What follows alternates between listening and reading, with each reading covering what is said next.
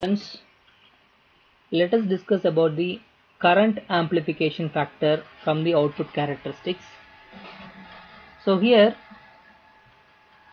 look at the curve, output characteristics curve.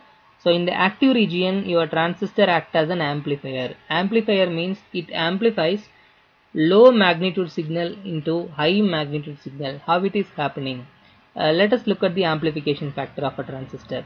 IB is an input current. The input current is 10 microampere. IC is an output current or the collector current. The output current is 10 milliampere. It is micro. Micro means 10 power minus 6.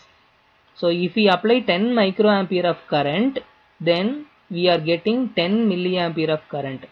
So 10 microampere, 10 milliampere divided by 10 microampere. So the current is amplified more than 1000 times. Approximately it may be 10,000. So 10,000 is the current. Your current input current is 10,000 times amplified, or more than 1000 times it is amplified. So by seeing the characteristics, you can determine the current amplification factor of a common emitter amplifier. So that is an importance of input and output characteristics. So by plotting input and output characteristics, you can determine the operating point or biasing point of a transistor, so that you can get the required current amplification, required voltage amplification. Yes, it is possible by observing the input and output characteristics carefully. And we know very well there are three configuration: common base, common emitter and common collector. In common base configuration, the current amplification factor is represented by alpha. Alpha equal to IC by IE. Why it is IC? IC is an output current, IE is an incoming current. Your base is common, so IC, we are giving IE is an input and IC is output. Approximately we know IC and IE both are equal if base current equal to 0. So alpha less than 1 for common base. But common emitter configuration, your input current is base current, your output current is collector current, that is represented beta. And common collector configuration, it is represented by gamma.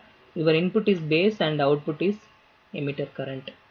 And this is the relationship between alpha, beta and gamma. Alpha equal to beta by 1 plus beta, and beta equal to alpha by 1 minus alpha divided by 1 minus gamma. Gamma equal to, beta equal to alpha by 1 minus alpha, gamma equal to 1 plus beta. So these relationships are available in your textbook. So please go through the textbook and derive it in your own. Next one is a comparison of different configuration. The current gain in common base is nearly unity. We know it very well because IE equal to IC. So both nearly equal to unity, but in common emitter it is high. Common collector current gain is very high.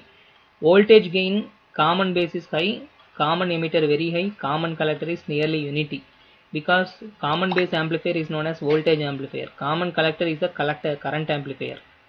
And power gain, it is high, low. And input impedance, for an ideal amplifier the input impedance should be infinity, but in common base it is low, so it is not suitable. And for common emitter it has high input impedance, and here it is very high input impedance. And output impedance, it must be 0 for an ideal transistor, but here it is very high, it is high and it is low. So phased reversal means if you are giving a sine wave input, the output side you will get inverted sine wave, that is a phased reversal. It is no, but yes and no. So because of this reason voltage gain is high, power gain is high, current gain is high, input impedance is high, output impedance is somewhat high. So we are choosing common emitter configuration is widely used. So that is about the comparison of three configuration. So next lecture we will compare NPN and PNP transistor. Thank you.